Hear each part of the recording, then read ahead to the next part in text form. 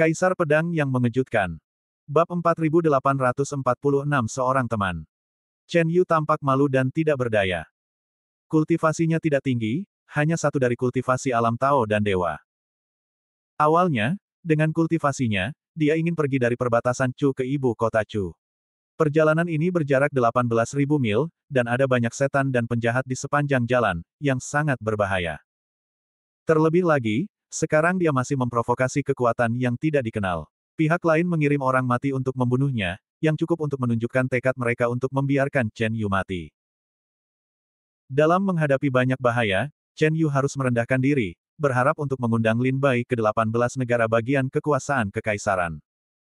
Jika saudara Lin tidak mau, aku tidak akan memaksanya. Aku hanya berharap saudara Lin dapat mempersembahkan kurban kepadaku untuk makanan dingin Festival Qingming tahun depan.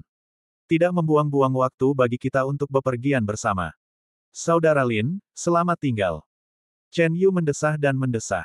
Dia tidak ingin memaksa orang lain ke dalam masalah.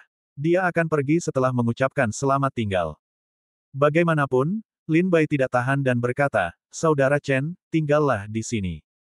"Baiklah, karena bertemu adalah takdir, aku akan pergi dengan saudara Chen." Ngomong-ngomong, aku tidak begitu mengenal jalan menuju 18 negara bagian kekuasaan kekaisaran. Chen Yu sangat gembira dan berkata sambil tersenyum, "Hahaha, terima kasih, saudara Lin. Tenang saja, aku sudah mempelajari peta negara bagian Chu. Aku sangat mengenal jalan menuju 18 negara bagian kekuasaan kekaisaran. Kamu dan aku akan beristirahat di kota bunga krep myrtle terlebih dahulu. Aku memiliki luka di tubuhku dan butuh malam untuk sembuh. Besok subuh, kita akan berangkat ke 18 negara bagian kekuasaan kekaisaran." Lin Bai mengangguk dan setuju.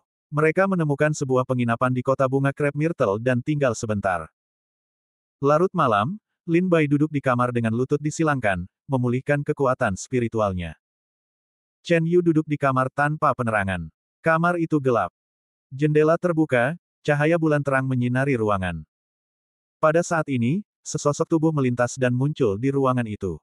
Dia segera berlutut dengan satu kaki dan memanggil dengan rendah hati, "Bawahanku Zumo, temui Yang Mulia Raja Chen." "Sudah terlambat bagimu untuk turun. Buat Yang Mulia Raja Chen takut. Kamu pantas mati." Chen Yu memegang cangkir dan menyesap tehnya dengan lembut. Dia bertanya, "Siapa orang yang membunuhku? Apakah kamu sudah menemukannya?" Zumo, yang diselimuti bayangan gelap, berkata dengan dingin, "Baru saja, bawahanku pergi ke pemerintah untuk melihat mayat para prajurit itu. Wajah mereka rusak, dan mereka tidak meninggalkan bekas atau informasi identitas apapun, mereka tampak seperti mayat yang dibudidayakan oleh beberapa orang. Yang Mulia, sangat sulit untuk menyelidiki mayat. Jika kau kembali ke markas besar Departemen Kriminal Ibu Kota Kekaisaran Zhao, kau mungkin bisa menemukan banyak petunjuk." Dengan senyum dingin, Chen Yu meletakkan cangkir teh di atas meja. Suara, dong, sangat jelas dalam kegelapan.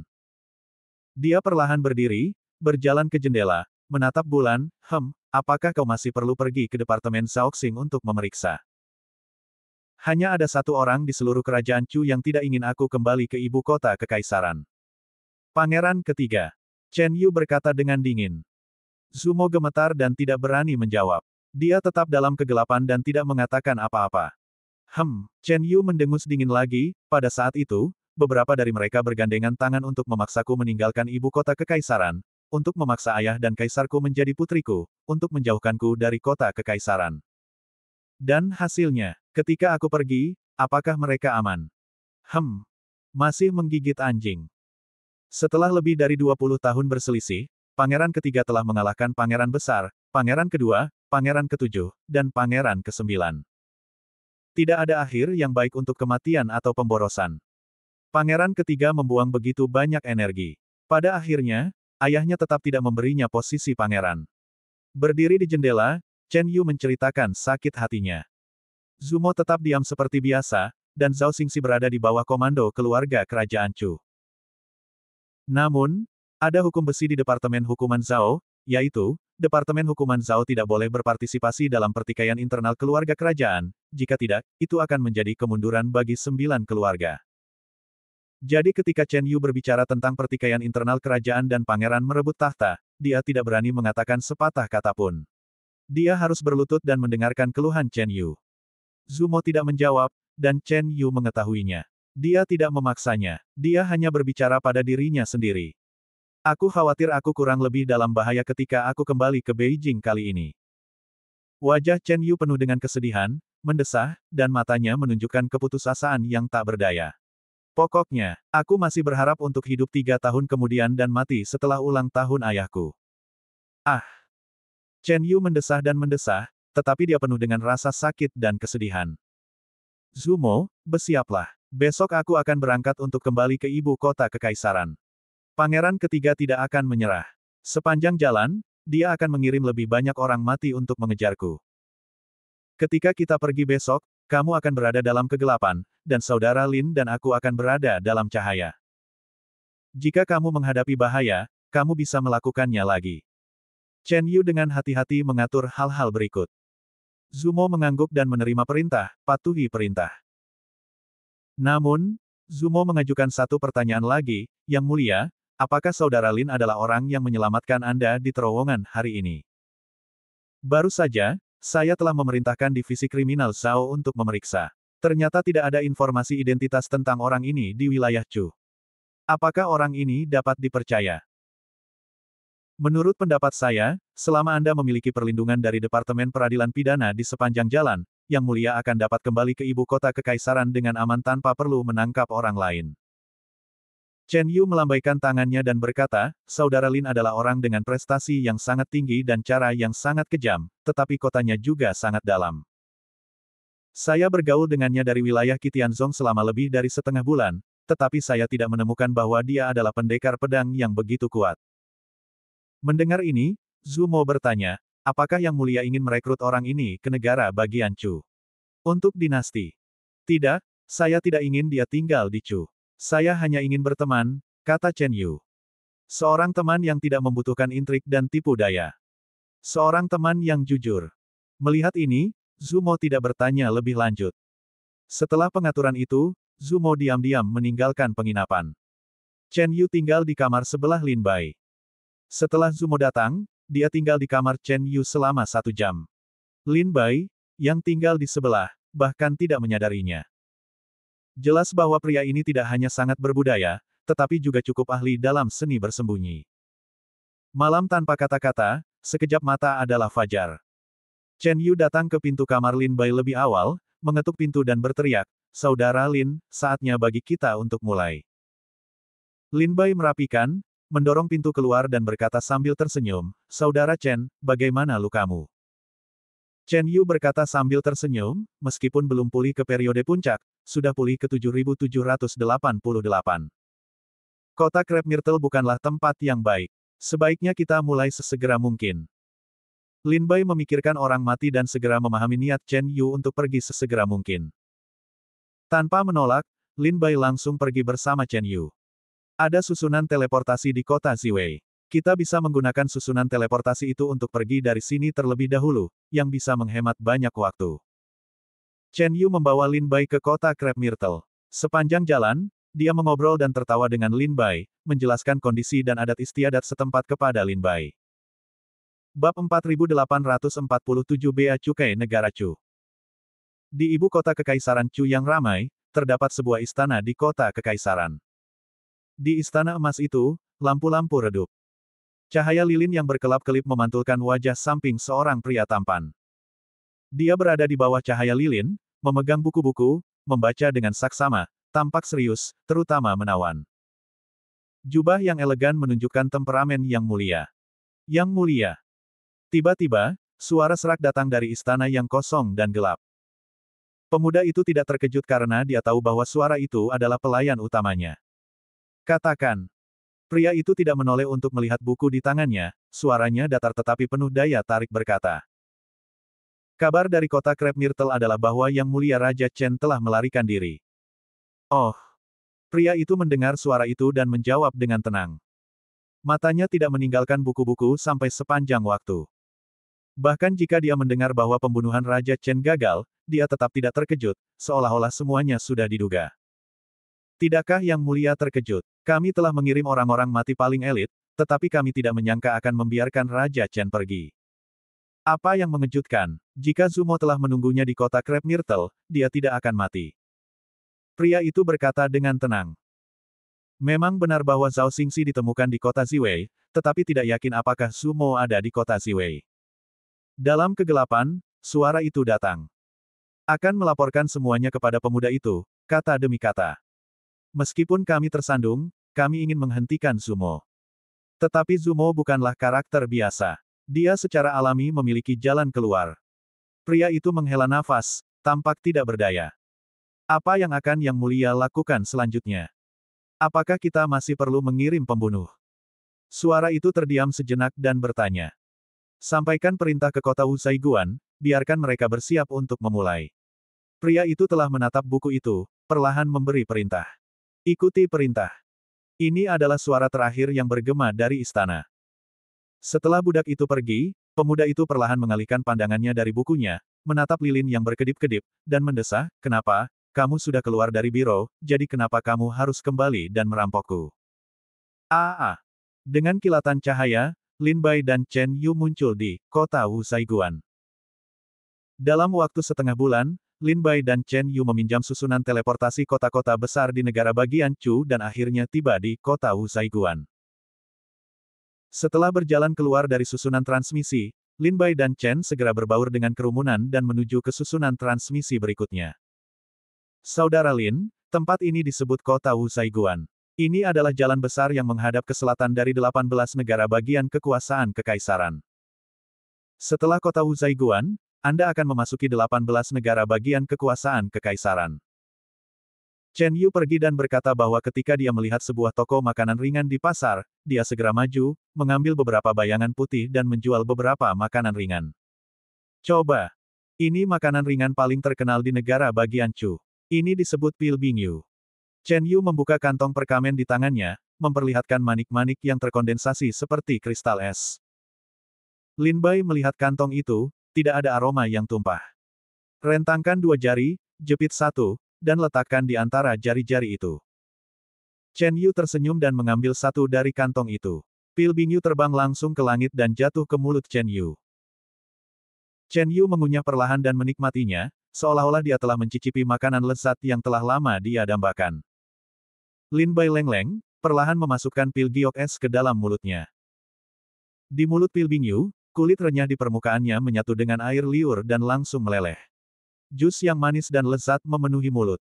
Selain itu, ada inti yang keras di dalam jus tersebut. Anda dapat merasakan manisnya dengan mengunyah dan menghisapnya. Produk pertama ini, Lin Bai sebenarnya biasa saja. Ia dapat mengunyah dan menghisap inti buah tersebut perlahan-lahan. Rasa manisnya seperti sulap. Lin Bai tidak dapat menahan diri untuk menghisap dan menghisapnya. Rasanya semakin nikmat. Chen Yu telah menatap Lin Bai dengan mata penuh harap. Tidak buruk. Lin Bai mengangguk sambil tersenyum. Haha, setelah menerima evaluasi tulus dari Lin Bai, Chen Yu tersenyum puas, dibandingkan dengan daerah lain di kerajaan iblis. Chu memiliki lebih sedikit semangat emas dan besi, tetapi lebih banyak aroma makanan lezat. Selama Anda memasuki 18 negara bagian kekuasaan kekaisaran, ada banyak sekali makanan lezat di kota-kota besar. Ada ribuan makanan ringan seperti Bingyuan. Chen Yu sepertinya teringat sesuatu yang menarik dan menawarkan sebuah harta karun kepada Lin Bai, Saudara Lin. Kamu tidak tahu, ada seorang pendekar di alam Tai Dao Guo yang mengaku bahwa dia akan menghabiskan waktu 10 tahun untuk memakan semua makanan lezat di 18 negara bagian kekuasaan kekaisaran Chu. Apa yang kamu lakukan pada akhirnya? Dia tidak menghabiskan makanan lezat di sebuah kota selama 10 tahun. Hahaha. Chen Yu tertawa terbahak-bahak. Di alam seni bela diri dan Taoisme, setelah menembus alam alkimia ilahi, seseorang tidak dapat makan makanan selama beberapa bulan. Bagi orang-orang seni bela diri seperti Lin Bai dan Chen Yu di alam Tao dan Dewa, makanan bukan lagi kebutuhan mereka untuk mengisi perut, melainkan untuk memuaskan selera. Tentu saja, ada banyak iblis di dunia iblis. Mereka mencampur semua jenis kekuatan supernatural dan ramuan langka untuk menghasilkan hidangan lezat dan nikmat yang dapat meningkatkan kultivasi, yang sangat populer. Namun, dapur roh, semacam ini cukup tidak lazim, dan hanya sedikit orang yang ahli di dalamnya. Di daerah lain di kerajaan iblis, sulit untuk melihat dapur roh tingkat tinggi, tetapi di Chu, status dapur roh sangat tinggi. Di negara bagian Chu, selain hukum besi yang keras dan tanpa ampun, yang paling populer adalah makan, minum, dan bermain. Makanan lezat Chu terkenal di seluruh dunia iblis. Anggur terbaik negara bagian Chu telah membuat banyak orang kuat meneteskan air liur. Pemandangan indah negara bagian Chu adalah dunia sihir yang unik. Mengenai musik negara bagian Chu, hal yang paling mencolok adalah tempat angin dan bulan. Di antara semuanya, Feng Yuechang paling terkenal di negara bagian Chu adalah yang disebut Ming Yuefang. Ming Yuefang terkenal di negara bagian Chu. Wanita-wanita di Ming Yuefang tidak hanya berbakat dalam seni bela diri, tetapi juga cantik. Ada 3 jenis wanita yang memasuki Ming Yuefang. Pertama, lahir dari keluarga miskin, atau secara sukarela, atau dipaksa, ke dalam Moon Square. Yang kedua adalah putri sah dari keluarga pemberontak di Chu. Ketiga, setelah negara musuh atau pasukan musuh dihancurkan oleh Chu, Chu secara khusus akan mengirim personel militer untuk memilih wanita yang berkualitas dan luar biasa dan mengirim mereka ke Ming Yuefang. Mereka terampil, pengertian, dan berpengalaman dalam melayani pria. Selain itu, di Ming Yue Square, selama Anda punya uang, bahkan jika Anda hanya memiliki kultivasi alam sendan, Anda dapat membiarkan seorang wanita cantik dari alam Daoshan patuh. Itu juga karena persyaratan yang sangat tinggi untuk memasuki Moon Square, yang menyebabkan wanita-wanita itu populer. Secara khusus, para pejabat dan bangsawan di negara bagian Chu sangat mencintai wanita-wanita cantik itu. Di negara Chu, di mana kekuasaan kekaisaran adalah yang tertinggi, popularitas pejabat tinggi dan bangsawan tidak diragukan lagi memiliki efek publisitas yang sangat baik, yang membuat banyak pria di negara Chu tergila-gila pada Ming Yuefang dan bangga dengan wanita yang tidur di Ming Yuefang. Untuk sementara waktu, wanita di Ming Yuefang dipuji setinggi langit. Menurut legenda rakyat negara Chu, Kaisar Chu kadang-kadang akan menyamar dan pergi ke Ming Yuefang untuk bersenang-senang. Bab 4848 Kota Wuzaiguan. Kota Wuzaiguan, pasar yang ramai.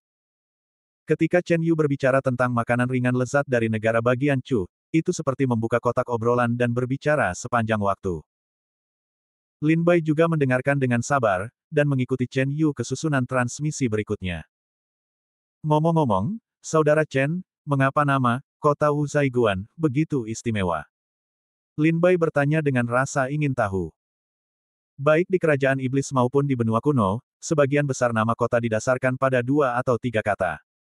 Sangat sedikit nama seperti Kota Wuzaiguan. Chen Yu perlahan menjelaskan, ini cerita yang panjang untuk diceritakan. Sekitar 70.000 tahun yang lalu, tidak ada Kota Wuzaiguan di sini, tetapi batas negara. Pada saat itu, negara berada dalam kekacauan, dan itu adalah tempat berkumpulnya para penguasa jahat dan penjahat yang kejam. Mereka berada di batas negara ini, mereka membentuk kelompok mereka sendiri dan menduduki gunung sebagai raja. Dalam gesekan internal yang konstan, dan terus-menerus menerobos, terus-menerus melahap kekuatan satu sama lain, terus-menerus memperkuat diri mereka sendiri. Pada akhirnya, setelah kekacauan selama ribuan tahun, terdapat 5 Sanzai di negara bagian tersebut. Itu adalah benteng bandit gunung yang mirip dengan dinasti manusia. Mereka membagi negara bagian, melatih orang mati dan tentara, dan semua karavan yang melewati negara bagian tersebut menjadi sengsara. Dia tidak hanya mencegat barang-barang karavan, tetapi juga membunuh seluruh karavan setelah merampoknya. 5 benteng tersebut, pada waktu biasa, saling berhadapan, tetapi begitu negara bagian Chu mengirim pasukan untuk menghancurkannya, mereka memiliki kebencian yang sama, dan dengan segala macam susunan dan harta, mereka bertempur dengan tentara negara bagian Chu secara tiba-tiba. Butuh waktu hampir 500 tahun bagi tentara Chu untuk menyapu bersih wilayah ini. Bunuh semua bandit besar di 5 benteng gunung, dan barulah sarang ini dapat dihancurkan sepenuhnya. Untuk memperingati kemenangan besar ini, Kaisar Chu saat itu memerintahkan agar sebuah kota dibangun di sini dan menamakannya Kota Wuzaiguan. Petik 2. Kemudian, negara Chu secara bertahap menemukan bahwa Kota Wuzaiguan menjadi jalur bagi banyak wilayah di selatan dari 18 prefektur kekuasaan kekaisaran, yang membuat Kota Wuzaiguan semakin penting. Mereka yang datang dari selatan, apakah mereka mengikuti karavan atau mengirimnya, harus melewati Kota Wuzaiguan. Sejumlah besar prajurit datang dan pergi, membuat Kota Wuzaiguan berangsur-angsur makmur. Mendengar kata-kata Chen Yu, Lin Bai tiba-tiba mengangguk. Mereka melewati jalan-jalan dan tiba di stasiun transportasi berikutnya. Saudara Lin, susunan transmisi ada di depan. Melalui susunan teleportasi ini, kita dapat memasuki wilayah 18 negara bagian yang memiliki kekuatan kekaisaran. Setelah beberapa kali teleportasi, aku dapat mencapai ibu kota kekaisaran, dan kalian juga dapat mencapai Sangsu. Mereka pergi ke susunan teleportasi, hanya untuk menemukan bahwa sebelum susunan teleportasi, sudah ada banyak pejuang yang berkumpul, membuat banyak suara. Lin Bai penasaran. Dia melangkah maju untuk mendengarkan apa yang terjadi. Maaf, tuan-tuan. Susunan teleportasi dari kota Wusaiguan ke Kesu dirusak oleh gangster. Kami mengirim penyihir susunan untuk mempercepat perbaikan.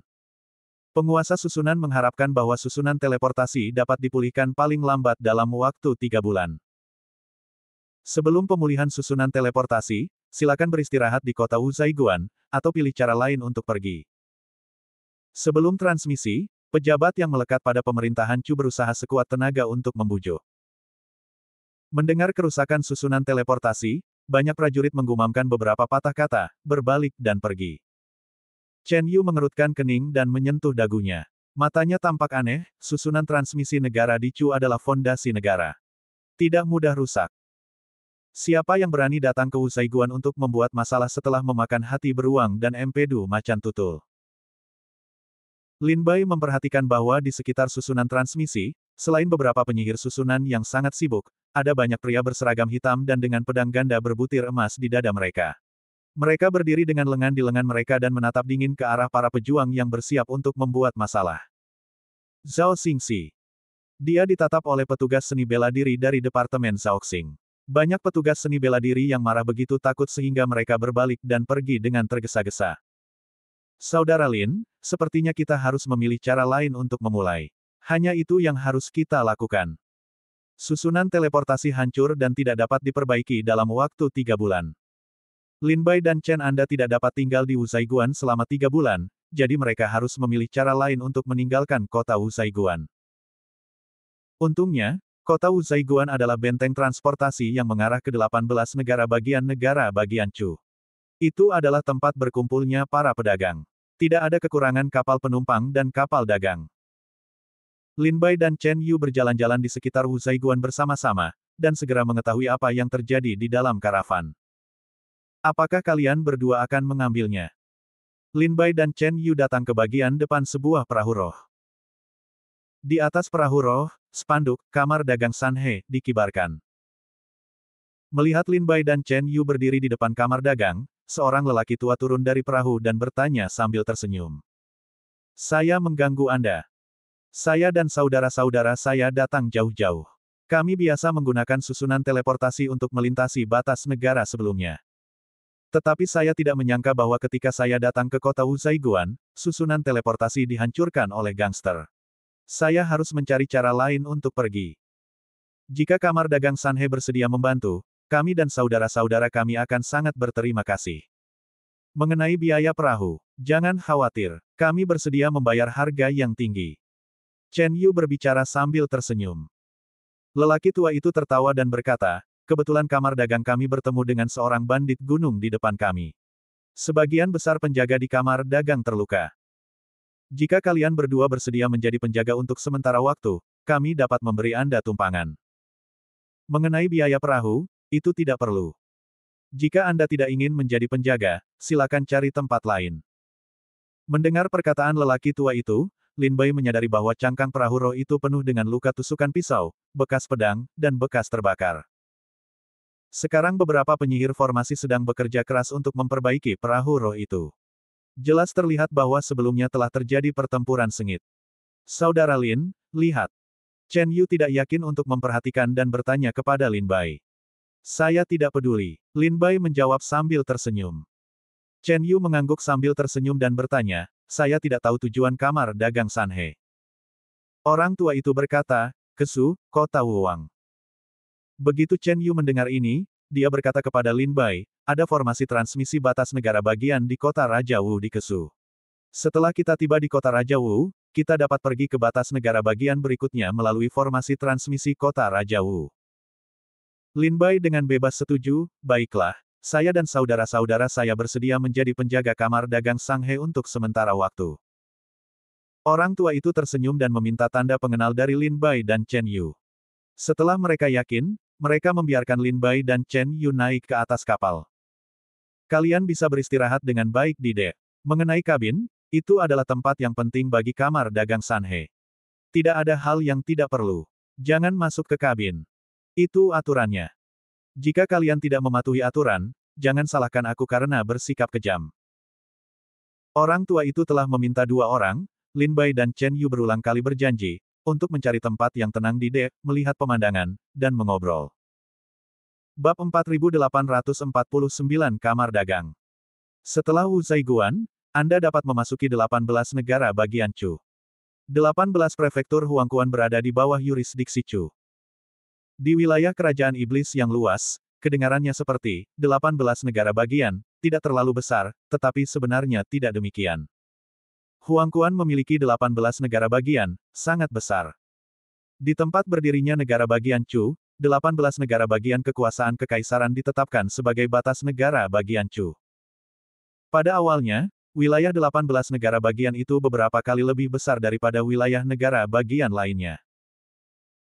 Setelah bertahun-tahun berkembang, negara bagian Chu terus menggabungkan batas-batas di sekitar 18 negara bagian kekuasaan kekaisaran ke dalam wilayah 18 negara bagian kekuasaan kekaisaran, sehingga wilayah 18 negara bagian kekuasaan kekaisaran menjadi semakin besar. Misalnya, Chen Yougang baru saja memperkenalkan kota Wu Zaiguan. Kota Wu Zaiguan dulunya merupakan batas negara bagian. Setelah dihancurkan oleh negara bagian Chu, batas negara bagian ini menjadi kota Wu Zaiguan, dan menjadi pintu gerbang ke selatan 18 prefektur Huangquan. Hal-hal seperti kota Wu Zaiguan merupakan hal yang umum di wilayah Chu. Batas-batas negara bagian digabung berulang kali, yang membuat wilayah 18 negara bagian semakin luas. Tidak berlebihan jika dikatakan bahwa setiap batas negara bagian dari 18 negara kekaisaran adalah 70 kali ukuran batas negara biasa. Sederhananya, salah satu dari 18 negara bagian kekuasaan kekaisaran setara dengan ukuran 6, 13 negara bagian abadi, dan ukuran 70 hengsu. 18 negara bagian kekuasaan kekaisaran Chu masing-masing dicirikan oleh dunia ini gelap dan kuning, laut penuh dengan perubahan, musuh ditaklukkan, matahari dan bulan berada di langit yang sama, dan gunung serta sungai abadi. Di antara mereka, Yongsu adalah tanah klan keluarga kerajaan Chu, yang dianggap sebagai wilayah pribadi keluarga kerajaan Chu.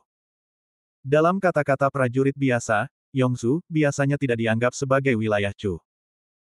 Jika Yongsu dan Guzu disertakan, mereka seharusnya bukan 18 negara bagian kekuasaan kekaisaran, tetapi 19 negara bagian kekuasaan kekaisaran. Langit dan bumi itu misterius dan kuning, dan matahari dan bulan adalah hari yang sama, keduanya memiliki kata hari, jadi hanya ada satu negara bagian hari. Lingzu dari kamar dagang Sanhe dimulai dari kota Wu Zaiguan, dan cara pertama untuk mencapai batas negara bagian adalah Kesu, yang termasuk dalam menaklukkan musuh. Keempat batas, menaklukkan musuh, terletak di 4 arah dari 18 negara bagian Chu. Di selatan adalah Kesu, di utara adalah negara musuh, di timur adalah Zizu, dan di barat adalah Sengsu. Batas-batas keempat negara bagian ini, yang termasuk dalam perbatasan 18 negara bagian kekuasaan kekaisaran, biasanya digunakan untuk menempatkan pasukan. Begitu kekuasaan kekaisaran 18 negara bagian itu dalam krisis, keempat negara bagian itu mengirim pasukan untuk menekannya. Perahu roh kamar dagang Sanhe berangkat perlahan, mengikuti matahari terbit yang menerobos awan dan ombak.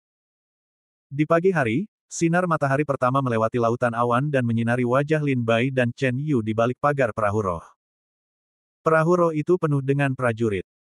Sebagian besar prajurit, seperti Lin Bai dan Chen Yu, direkrut sementara oleh kamar dagang Sanhe untuk bertugas sebagai pengawal. Pengawal sementara bukanlah anggota kamar dagang Sanhe. Mereka tidak bisa mendapatkan kepercayaan dari kamar dagang, jadi kamar dagang melarang mereka memasuki kabin. Jadi sebagian besar prajurit berkumpul di geladak. Untungnya, perahu roh kamar dagang Sanhe sangat besar, dengan 5 lantai ke atas dan ke bawah, cukup untuk menampung ribuan prajurit. Bahkan dengan ratusan penjaga sementara yang berkumpul di geladak hari ini, masih belum ada rasa sesak. Perahu roh itu pergi dan meninggalkan kota Wu Zaiguan dengan cepat. Mengapa kamar dagang ini memilih untuk mengendalikan perahu roh ketika ada susunan teleportasi? Bukankah lebih cepat untuk mengangkut barang melalui susunan konveyor? Lin Bai tiba-tiba memikirkan sesuatu dan bertanya kepada Chen Yu. Susunan teleportasi dapat menjangkau jutaan mil dalam sekejap. Dari batas negara bagian ini, ia tiba-tiba muncul di batas negara bagian lain. Tidak hanya nyaman, tetapi juga efisien. Tetapi mengapa semua kamar dagang di Chu tidak mau melakukannya? Dan, ketika Anda mengemudikan perahu roh melalui negara itu, jika Anda bertemu dengan penjahat di sepanjang jalan, Anda pasti akan berkelahi. Faktor bahayanya terlalu tinggi. Itu jauh lebih tidak aman daripada susunan teleportasi. Chen Yu berkata sambil tersenyum, sangat mudah untuk bersedia. Pertama, biaya susunan teleportasi sangat tinggi. Tidak semua petarung mampu membelinya. Ambil contoh Chu, jika transmisi antar kota, harganya sedikit lebih murah. Tetapi jika transmisi antar negara bagian, setiap transmisi membutuhkan banyak uang. Misalnya, kita jauh-jauh dari kota Crab Myrtle ke kota Wu Zaiguan. Saudara Lin, saya menghabiskan semua uang di jalan. Tentu saja, Anda tidak merasa sedih. Ketika Lin Bai mendengar ini, wajahnya tenggelam dan dia merasa malu. Memang, Lin Bai pemalu dan tidak punya uang untuk membayar transmisi.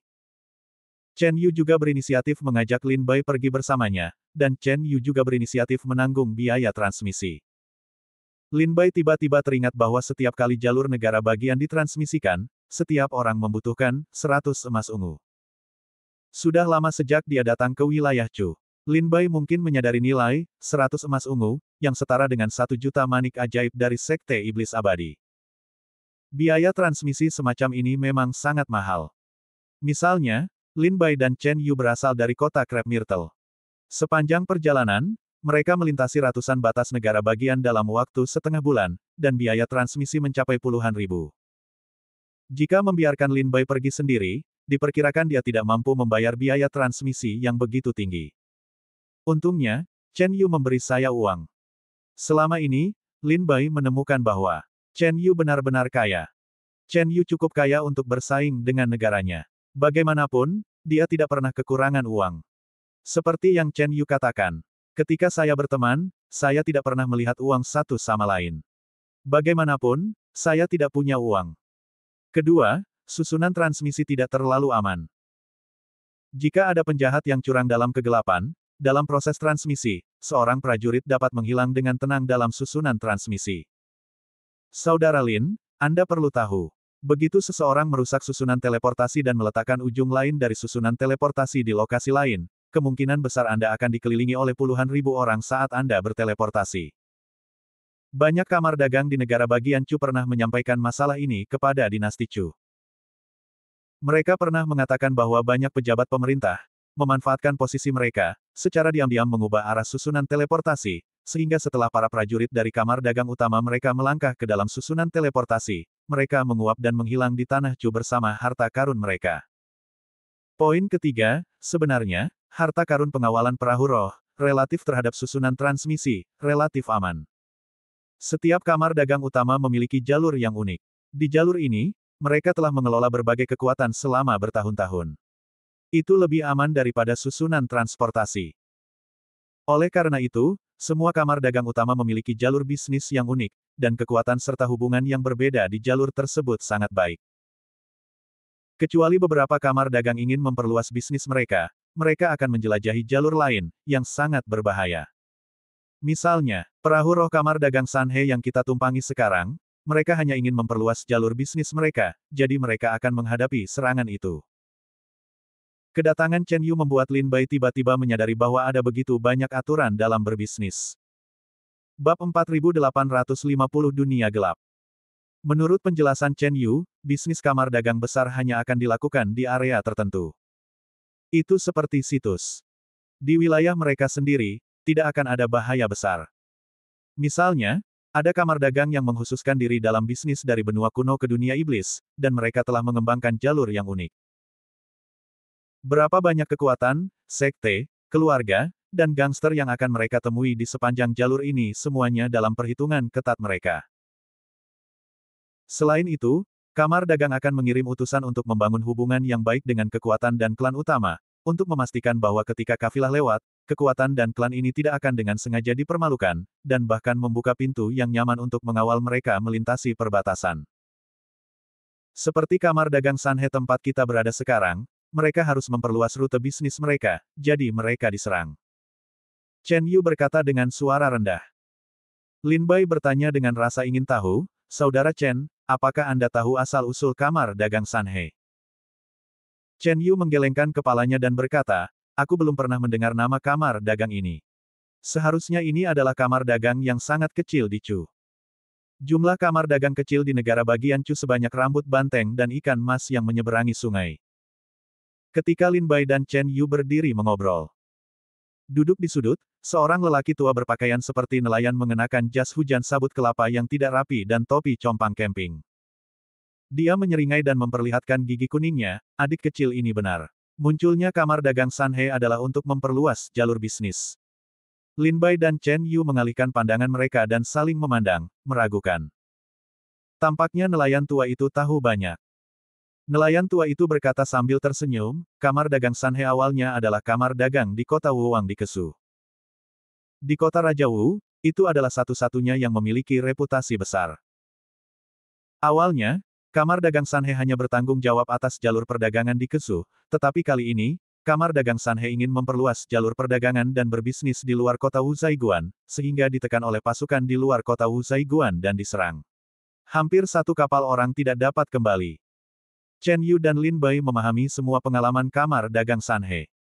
Chen Yu mengecilkan matanya dan berkata dengan suara rendah, tidak heran kamar dagang Sanhe begitu malu. Mereka telah memakan hati seekor beruang dan berani berbisnis di luar Wuzaiguan. Tidakkah mereka ingin merebut pekerjaan dari kamar dagang Ziwei? Kamar dagang krep Myrtle tidak akan menoleransi mereka yang begitu lancang. Lagi pula, pangeran di balik kamar dagang bunga krep Myrtle sedang berada di puncak hari di istana. Nelayan tua itu melambaikan tangannya dan berkata sambil tersenyum, hei, yang menggelikan adalah kamar dagang Lagerstroemia Indica bahkan belum dimulai, tetapi kamar dagang Sanhe telah jatuh. Begitu kamar dagang Sanhe mengirimkan barang ke kota Wuzaiguan, itu sudah direncanakan oleh kamar dagang utama di sisi lain.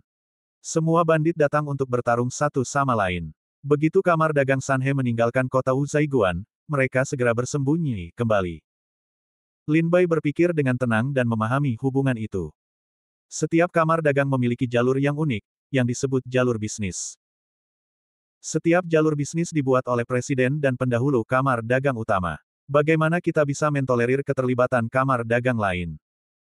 Seperti yang Anda katakan Chen, setiap kamar dagang memiliki wilayahnya sendiri. Jika kamar dagang Sanhe ingin membuka jalur bisnis baru, tidak diragukan lagi bahwa mereka ingin menghasilkan uang dari situs orang lain. Bukankah ini daya tarik yang besar? Bagaimana mungkin orang lain bisa tidur di sofa? Kamar dagang mana yang bisa menoleransi kamar dagang lain untuk menghasilkan uang di wilayahnya sendiri? Namun, kamar dagang utama dapat mencari kekuatan dari pihak ketiga, seperti pembunuh dan bandit gunung. Selama mereka memberikan cukup banyak keuntungan, mereka secara alami dapat memberi pelajaran berdarah kepada kamar dagang Sanhe. Dalam bisnis, ini adalah perang tanpa bubuk mesiu. Bisnis dunia iblis lebih sulit daripada dimanapun. Dua boneka kecil, orang tua itu menasihatimu. Kita semua di sini untuk menjadi penjaga sementara. Jika terjadi perkelahian, jangan habis-habisan. Kita harus menghargai hidup kita. Di sudut dinding tempat nelayan tua itu berada, wajahnya yang keriput di bawah topi bambu compang camping menyeringai dengan gigi kuning. Senyum itu sangat cabul. Kata-katanya yang tiba-tiba membuat Lin Bai tegang. Lin Bai mendongak lagi dan melihat semua prajurit digeladak.